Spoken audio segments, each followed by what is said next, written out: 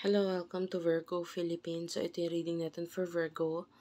Sun, Moon, Rising, Venus, Jupiter, Virgos. Okay, take only what resonates. By the way, pagpasensyahan mo na yung boses ko, um, yung kung paano ko i-deliver yung message ngayon.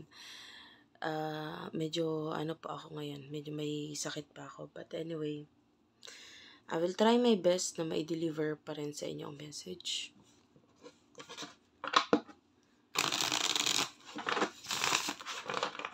The way nakapagpahinga naman na po ako, kaya lang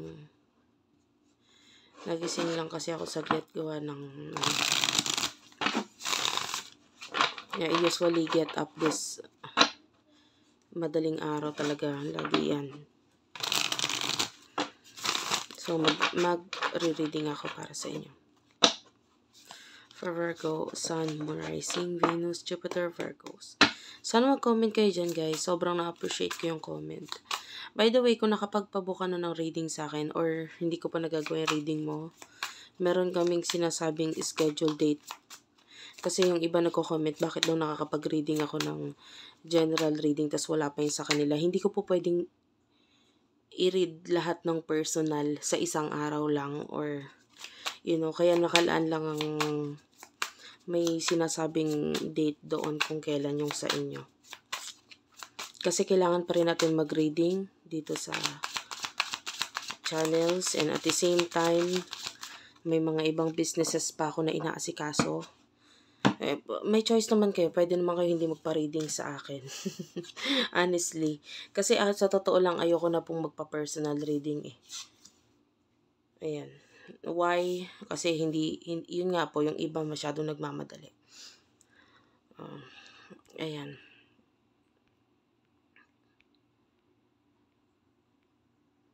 Okay, let's start. The Magician, the Two of Pentacles, the Three of Swords, the Sun. Bottom of the deck, you do have here the Eight of Swords, Gemini, Libra, Aquarius. Okay, I feel like the main energy mo love reading to, ha? I feel like you're being, the magician. Nakikita ko ito as a literal na magikero. You're not being real to who you are, to what you are. Ay, wait lang. May reversal kasi itong cards na to. If ever hindi ko na i-reverse yung reading, well, babasahin ko ito na kung paano ko siya inilatag. Anyway, kasi ito na yung message natin. Anyway, the Magician. So, nakikita natin, hindi ka nagiging totoo sa sarili mo. You're trying to focus on priorities, on your, tinatry mong i-balance mga bagay na meron na sa buhay mo ngayon. But deep inside, you know the truth. You're being hurt, di ba? Pwede pinapakita mo ngayon, masaya ka, okay ka, you're happy, positive thinking, ganto ganyan. But deep inside, you know the truth that you are being hurt. Diba? May pag-aalangan ka. And I feel like you are trapped in a situation. Pero in denial yung nakikita ko sa'yo. Wala kang magawa, wala kang ginagawa. Pero in dinideny mo yun sa sarili mo na parang, okay ka lang. But deep inside, hindi ka naman talaga okay. You're not okay. Okay. So, yun yung nakukuha kong main energy mo. Can you see the numbers here? 1, 2, 3. So, yan. Gusto mo ng growth. But, deep inside, parang may kulang pa sa'yo gusto mo ng growth, maybe financially, or sa buhay mo, pero, deep inside, there's something missing in your life. The Hierophant is here. You do have here the Eight of Cups. Okay. This is Taurus energy. Four of Swords. Ayan. Isa pang card.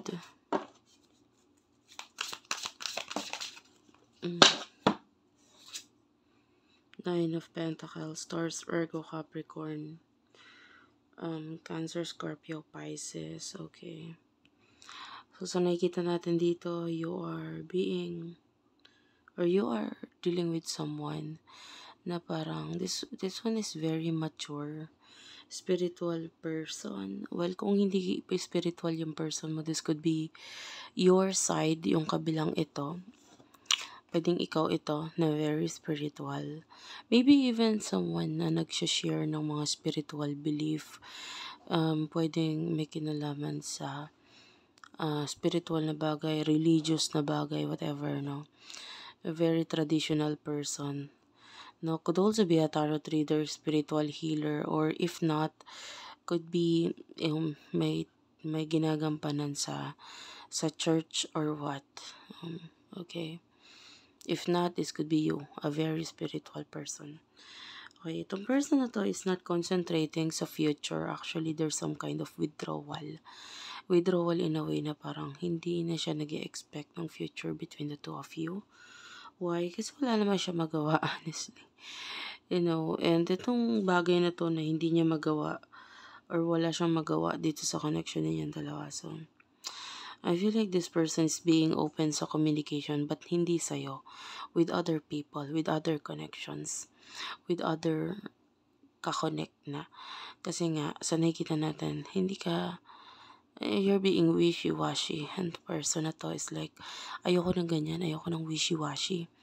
Kukonect na lang muna ako sa iba or kukonect na lang ako sa iba kaysa dyan ako sa taong wishy-washy. Hindi alam ko anong gusto.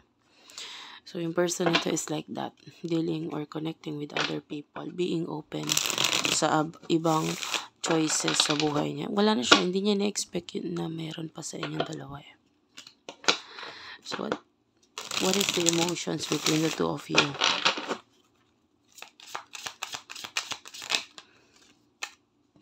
You do have the Strength card in reverse, the Lovers, upright. Okay, dalawang major arcana. Five of Wands, the Five of sorry, this is not the 5, pero yung nagpakita sa akin is more on yung number 5. Yeah, number 10 is here. This is the 10 of Swords. And then, this is the King of Wands in reverse. Okay, so nakikita natin, actually, there's angel number tayo na 555. Ayan, tatlong 5 na yan. And, this is showing to me as itong person na to nakikita natin as kahinaan mo. Or nagiging mahina ka pagdating sa kanya. Like,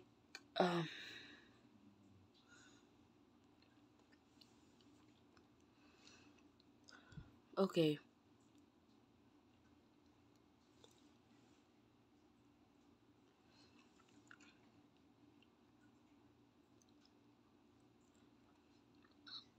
Sorry about that. So anyway,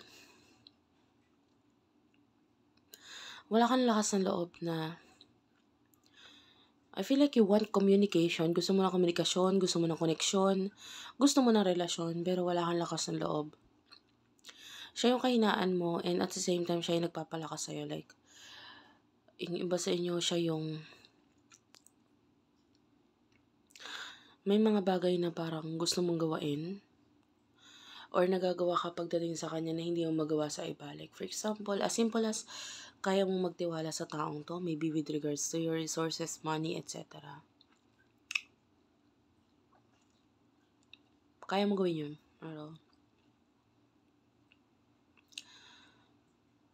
Pero sa ngayon, nagiging mahina ka in a way na may mga gusto kang mangyari sa inyo pero hindi mo magawa or hindi nangyayari. Kung ano man ito. The Lovers, this is showing us your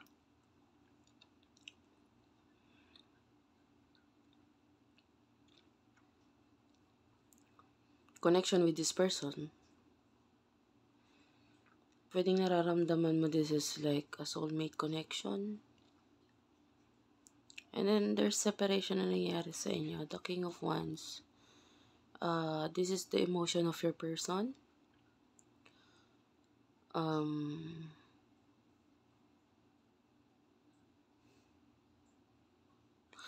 So ngayon, honestly, parang wala siyang pakialam. More on galit pa nga. ang nararamdaman natin sa kanya, galit, because maybe there's this argument na nangyari sa inyo, kung hindi man sa'yo, people na involved sa inyo, nagkakaroon ng argument or hindi pagkakaintindihan doon. So, galit siya. If ever na hindi mo siya nilaban or what, or hindi ka gumawa ng action, isa yun sa kinakagalit niya. Bakit wala kang ginawa? Bakit hindi mo ginawa to? Hindi mo ginawa yan? Ba't di mo sinabi ito? Hindi mo sinabi yan? So, yung simpleng ganun, masakit yun para sa person na ito kasi part of this person, meron siyang parang sa loob-loob niya, matured na tayo matanda na tayo. Bakit? Ba't kailangan ganito, ganyan? Ba't kailangan may magdikta sa'yo, pwedeng ganun? Or bakit kailangan hindi mo ilabas kung ano yung totoong ikaw? Parang ganun. Pwedeng alam ng person ito kung ano yung totoo. Ramdam niya kung ano yung totoo sa'yo, pero wala ka kasing ginawa regarding dun. Hindi mo pinakita kung ano yung totoo. Ten of Swords is yours, so definitely, you are both hurting, nasasaktan dito sa connection na to. Kasi walang pagtutulungan Like, you're not helping this person, or siya, hindi rin siya nakikipagtulungan sa'yo, or yung iba, wala kasing communication. So, masakit. So, what will happen in the future for the both of you? Pasensya ka na talaga.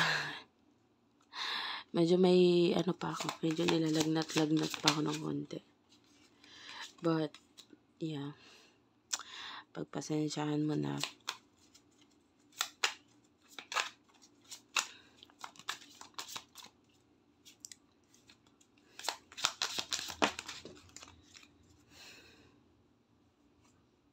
Okay, Ace of Swords. What's with the Ace of Swords and the Seven of Cups? One last card. Para sa side mo. Okay, you do have here the Nine of Cups. The Four of Wands. Okay. Person nakakonect mo. Hey, person nakakonect mo is the that's the Queen of Pentacles.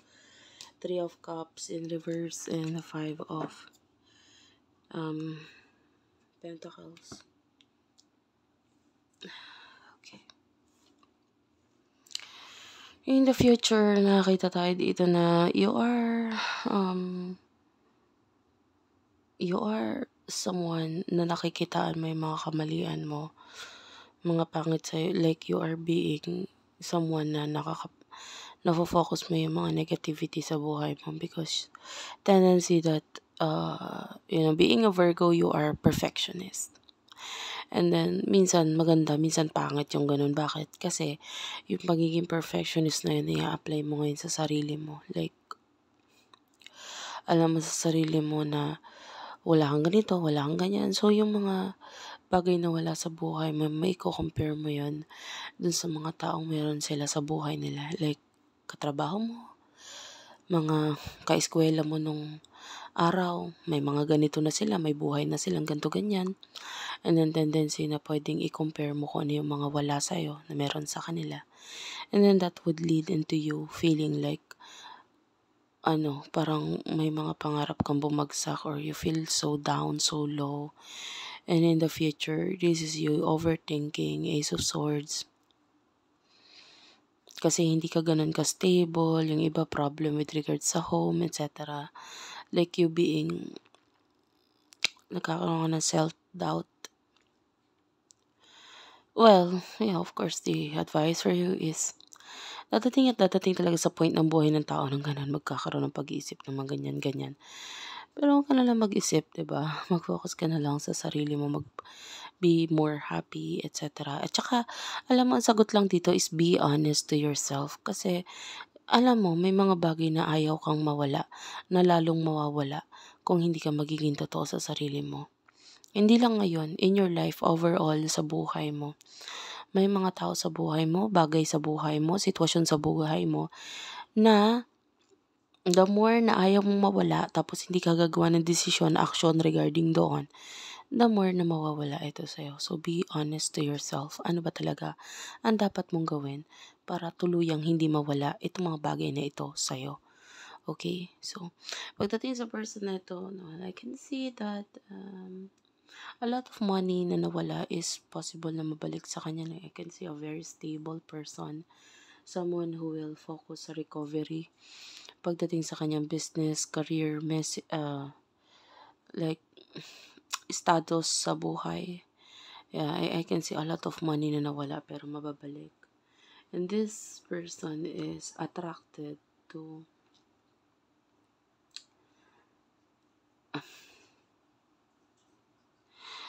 attracted siya ngayon sa mga bagay na nawala sa kanya na paano mababalik yun. So, focus on money, career, etc. And I can see if ever you're dealing with someone na may, I don't know, I'm feeling another person energy. May kakonect pa yung iba. I can see disloyalty, dishonesty sa relationship, sa connection nila. And, this message is, you do have your Ace of Cups. There's this new love, and you do have your the Hermit.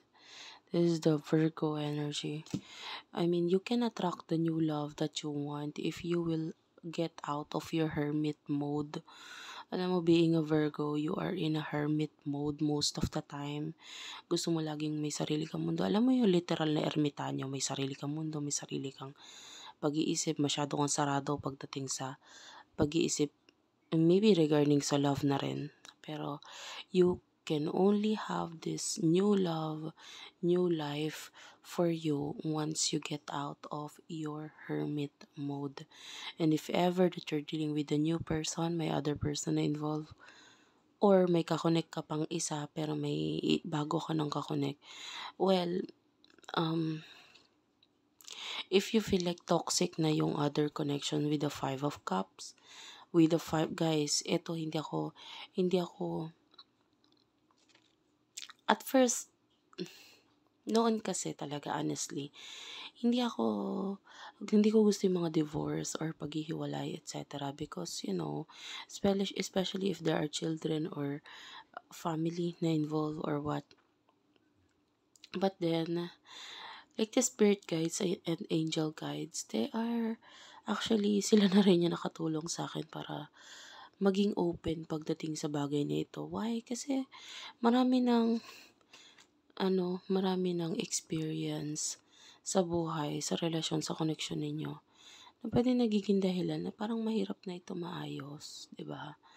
And yung pag-i-stay sa isang relationship, lalo na kung ito'y toxic, lalo na kung ang hirap na, ang bigat na, hindi na healthy. It's not going to give you the life that you deserve. At ang makakapagbigay lang ng buhay na deserve mo is you, if you will learn how to get out of your comfort zone and focus on the things that will serve you better or has this higher purpose sa buhay mo, 'di ba? And may nagampanan na ng taong 'yan kung ano man yung purpose niya sa buhay mo, like lessons, etc. Now it's time for you to move on, move forward, embrace the new beginning for you. Okay, pagpasensyahan mo na talaga yung pag-deliver ko ng message. I know, yung iba disappointed, but this is the best that I can deliver for now. Kasi talagang masama po pakiramdam ko, may lagnat ako, and I'm a workaholic person, so pasensya na rin kayo. Pinilit ko din ang sarili ko, no? Anyway, guys, ayan, for those of you who want to book a personal reading, iuulitin ko, ayoko magpabook ng personal reading na, pero susubukan ko na, like, sasabihin ko na lang sa admin ko pag hindi na talaga pwede. Hindi na ako magbo-book ng personal reading. Pero sige, pwede kayo mag-inquire pa doon sa Madam P sa Facebook, Madam P Virgo Philippines diyan. Tapos if you're only willing to wait, kasi honestly, ayoko na nagmamadali. Kasi ako po napaka-busy kong tao. Yung ibabayad nyo po sa personal reading, honestly, hindi ko ikakayaman yun. Kaya kung ayaw nyo ng kung gusto niyo pwede naman kung gusto niya lahat ng oras ko nasa inyo, gusto niyo kayo ang priority, binibigyan ko 'yan. Sasabihin ko sa inyo magiging direct ako ngayon. Medyo mataas lang ang price, okay? Lilinawin ko, mataas ang price. Kung gusto mo talaga makuha yung oras ko, for 10,000. Ayan, sayong-sayo ako buong araw. Ayan. Pero kung hindi po kaya ninyong ganun, I understand. Dun po sa willing to wait. Pero kung ayaw nyo maghintay, sa ibang reader po kayo magpa-read, okay? Okay. Ngayon marami po akong negosyo talaga, honestly. Marami po akong ginagawa sa buhay. At hindi ko po may bibigay agad-agad yung reading kung gusto ninyo ng madalian. Okay? Ayan, doon lang po tayo sa totoo. Ayan, thank you for watching. I love you all. And bye-bye.